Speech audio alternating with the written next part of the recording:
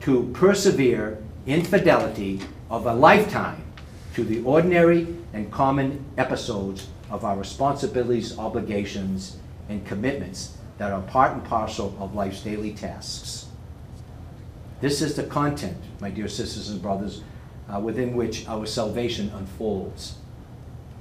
We are to, I know I'm a little bit late, but I'm almost done. We are to deal with the comings and goings, the sacrifices and demands with generosity, sensitivity, and compassion, and to be aware that opportunities to do good are continually being presented to us on an hourly basis.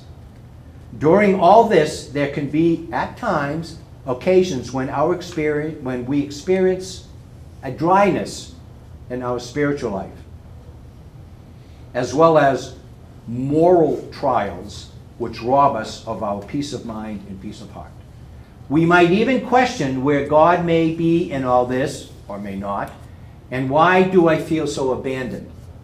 Yet this feeling of abandonment, this experience of dryness, and this loss of peace, because these are our possessions, can become, for us, a prayer. Okay?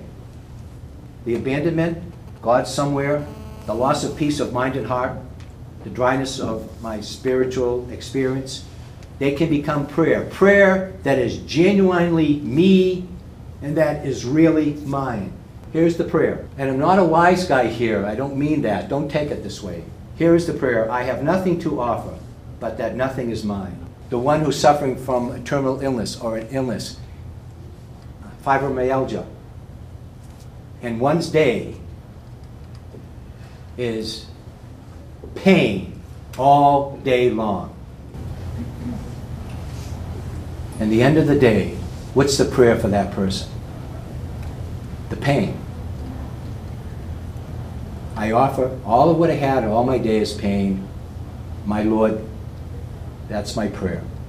My day for you is the pain I have endured again. There it is. And then you can pick out what you want it to be for.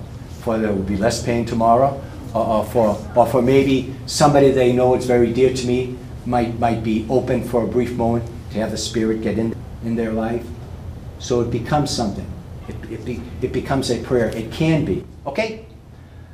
Our understanding of our experiences is developmental, and our knowledge is the fruit of our experiences and of God's grace. Knowledge and experience are key ingredients for us who want to have and who want to act with simplicity of heart. We can say that to live in simplicity is to live in the spirit of the gospel. Our knowledge informs us that it is, follow me on this, our knowledge informs us that it is the mortification of mind and heart that brings about our reform of life and our conversion to God. This insight of our knowledge with God's grace, is a safeguard against performing pious practices only for the sake of appearance. A Pharisaical mentality, having everything to do with outward looking holy, but have nothing to do with influence on us to change our lives. It is our outward discipline that transforms, it is our inward discipline that transforms us so we are more able to attain humility and trust, spiritual poverty, and spiritual and simplicity of heart. Mortification, so we're all on the same page, is putting to death that which is not life-giving, not giving life to what is harmful. To mortify, to put to death. We put to death that which is not life-giving, that which is not God-oriented. We put to death. Or saying it another way, not giving life to that which is harmful. That's what mortification is, okay? And lastly, mortification, simply stated, is the putting to death, putting to death the inordinate self-love that motivates our inappropriate and sinful behavior. Okay, I know I'm repeating myself here. We may employ all kinds of devices or execute every kind of physical discipline to redirect and reform our wayward conduct. But keeping in conformity with our life in the spirit of simplicity is truly of greater value. In other words, being responsible, accountable to what is asked of us as disciples, as a member of a religious community, as third-order members. And that we can offer to our gracious God praise and thanksgiving for what we have and what we can do. Although mortification is directed to our need for conversion, it is not to become a preoccupation that restricts us from our freedom with God or robs us of our peace of mind.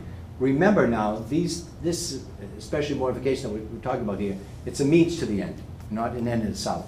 But if we are grounded in Jesus, centered on God, and doing our best to correct our shortcomings, we need not to be anxious over or worried about them. For our effort will always unite us with God. We have only to be careful not to allow ourselves to second guess, scrupulously question what we do, fastidiously calculate the degree of our failings or our transgressions, or to be constantly self-judgmental. Let us, with concrete heart, acknowledge our need of God's mercy. Okay? Acknowledge our sinfulness. Strive to do better. And in simplicity of heart, love God. So there you have the two.